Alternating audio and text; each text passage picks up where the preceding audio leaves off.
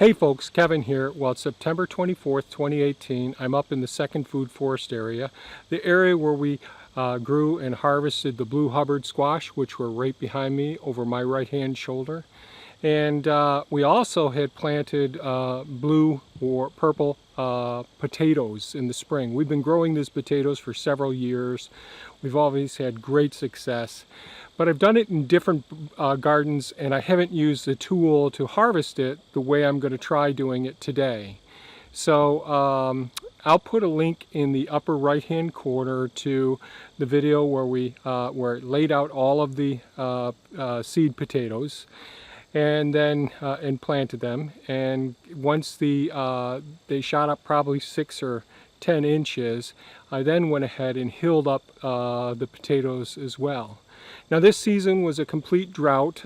In the last 12 months we've had a total of just over 22 inches of rain, and in our area typically we get 43, 44 inches every year. So we've had a pretty significant drought. I did water the potatoes one time, but we had over 9 weeks without a drop of rain. So we'll have to see, was this successful or not. I tend to think it probably will have yielded some potatoes. Now there's lots of voles in here, and they're in there as well, so they probably consumed some. But what I did do was I had the hill of potatoes, the blue potatoes, and then off to the closer to the mound over there I planted the blue Hubbard squash, and they did very well. I watered those 4 times, and I've already posted a video on that topic. So today I'm going to be using the BCS tractor, our 749 BCS tractor. It's a gasoline driven 2-wheel walk behind tractor with adjustable, whether you can use it front end or back end. It's got a power takeoff. But today is a time I'm going to use a tool that really doesn't need a PTO. And I forgot what the name of it is, but that little instrument down there hooked to the back of the BCS tractor, I'm going to call it a potato harvester. Because what it is, it's really just a steel spade, like a spade shovel, and several rods, steel rods, they're welded to the spade, and this is all supported with an adjustable bar that can raise and lower this so that you can get the depth down. Now this is my first time ever hopefully successfully using it. I tried it once before we had all these nice deep rich beds, and of course there's still some gravel down there, so as soon as I dropped it down it just stopped the tractor dead. It was just too many rocks in there and the tires spun, despite there being adequate weight on this tractor to do the job. But now these are beds that I've been preparing, building wood compost over the years. Yes, there still are some stones in it, but it should go through it pretty well. What this spade should do, if I get it adjusted appropriately, it should go down and just scoop underneath the potatoes, the seed potatoes where they were first started, and sort of slide underneath it as the tractor pulls this spade along, and then the dirt should fall between the bars that are welded onto it, and the potatoes should just sort of be left on the surface of the ground as well. There are YouTube videos of people using this apparatus, and it looks really good, so I'm somewhat optimistic about it.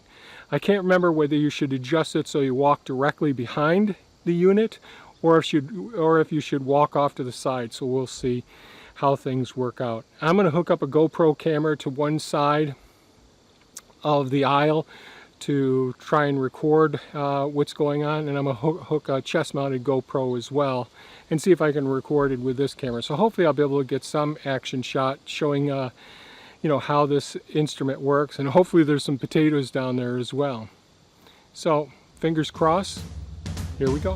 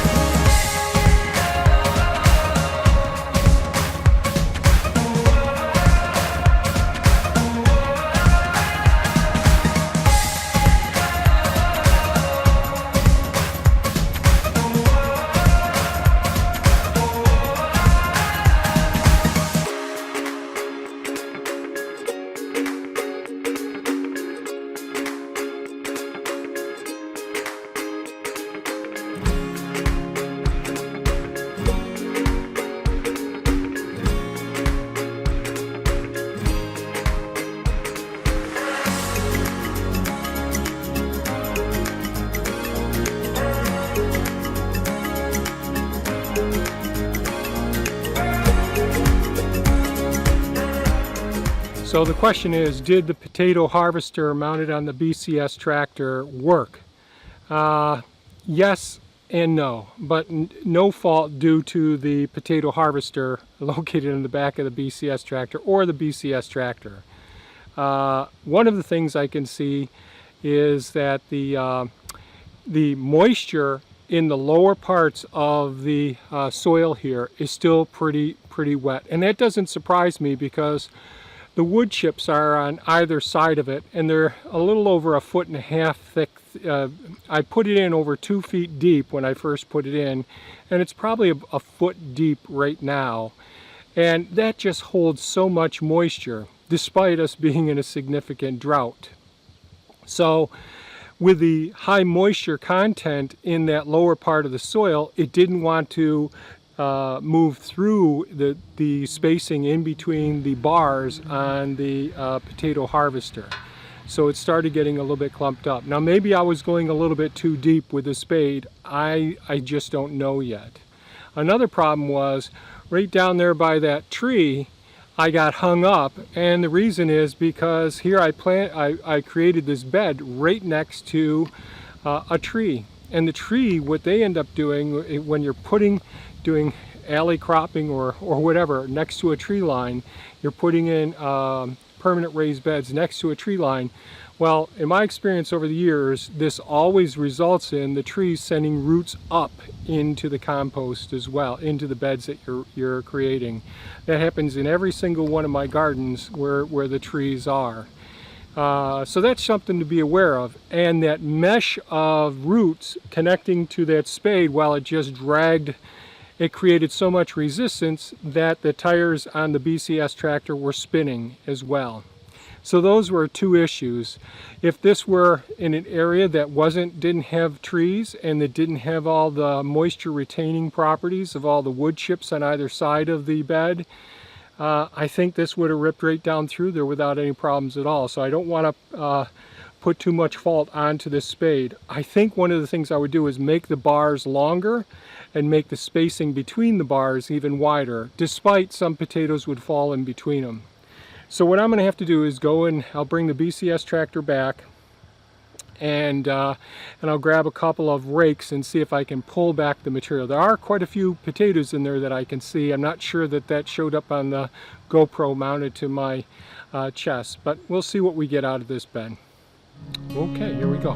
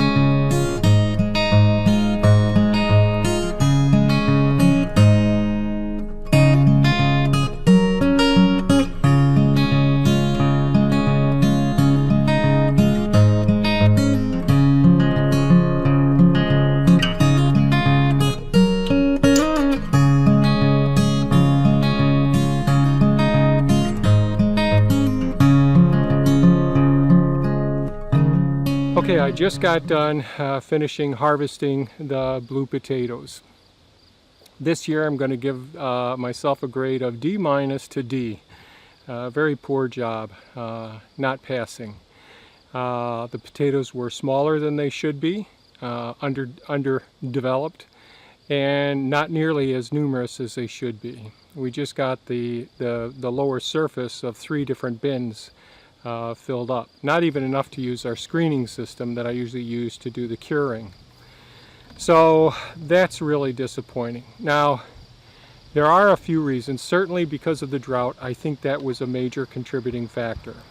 I don't think the roots from the tree that I mentioned earlier were a significant factor because there weren't any greater reduction in the number of potatoes in the roots than there were in other areas. Another contributing factor, most likely, was the fact that I hadn't added compost to the bed this year. And this has been a heavily productive garlic area. And garlics are heavy. Garlic is a very heavy feeder. And so the soil wasn't up to par, and the water wasn't up to par. And I had the Hubbard squash feeding off the same bed, and this was closer to the margin where the wood chips are. So multiple factors resulting in a very poor yield. I can't say which factor was the dominant one. I certainly think that a significant amount of the moisture was retained in the soil as a result of all the wood chips that are on both sides of this bed. However, I think there was competition with the squash plants. They really required a significant amount of water. They were showing signs of debilitation, and I ended up watering those 4 times. I only watered the blue potatoes once, and we have had a significant drought. So then, as far as using the instrument that's on the back of the BCS tractor, I'm not certain. Was I using it correctly? I think I was, but I don't know for certain. Was I trying to take too deep of a gulp of still moist soil? Potentially, yes. I shouldn't have had, the roots certainly there contributed to the stalling and me having to get down there and take care of them. Take care of removing all the clogged up material going through the sifter, if you will, the steel rods coming off the base of it. So I think I'm going to have to install a hydrant up in this area so that I can irrigate during these times of droughts until I get the solar powered water pump coming off the well, which is a ways away. I've got so many projects going on, but putting in a hydrant is certainly doable. I've just got all these hugelkultur pits in the ground around here that I'm going to have to navigate around. So that's one thing I should do. Second thing is I can really make this increase the volume of soil here by adding quite a bit more compost, similar to what I did over there in that bed there that we're going to be growing the garlic and the scallions in as well. So I need to add more compost. I need to get regular irrigation to the system as well. And I think that will contribute significantly to a greater productivity and maturation of the potatoes as well. I really am crazy about these blue potatoes. They're so nutritious, and they taste really good as well. So if you have any comments or questions, please leave them below. I'm always interested in finding out what other people have seen. You know, I'm going to show, hopefully I've shown the GoPro footage of me using the BCS tractor. Those of you who have used it and used the potato harvesting instrument that goes on the back of it, please, if you see me doing something that could be improved upon, please let me know. I'd appreciate it. So, off to curing. Oh, a couple things on curing them. Potatoes, we want to have high humidity, out of sunlight, and pretty good temperatures, probably around 65 degrees Fahrenheit, 65 degrees Fahrenheit, which is pretty good. We can do it inside of our workshop or inside of the work area. Let them go 8 to just over a week and a half to 2 weeks. Then remove any of the dirt that's on it with our hands. Take out any that need to be cooked up right away, because I threw away quite a few that I speared. But the ones that are damaged, go ahead and can them or do whatever you're going to do right away with those ones. And the rest of them, we can put them in a nice high humidity, somewhere around, I'm thinking 45, 50 degrees Fahrenheit for storage temperature after they've had almost 2 weeks of curing, at let's say at 55 degrees Fahrenheit. So those are my thoughts. So if you thought this video of value, please give us a thumbs up, share it with your friends, hit that bell icon if you want to be notified when we post more videos. And certainly, folks, have a super fantastic day. Don't work too hard. Bye-bye now.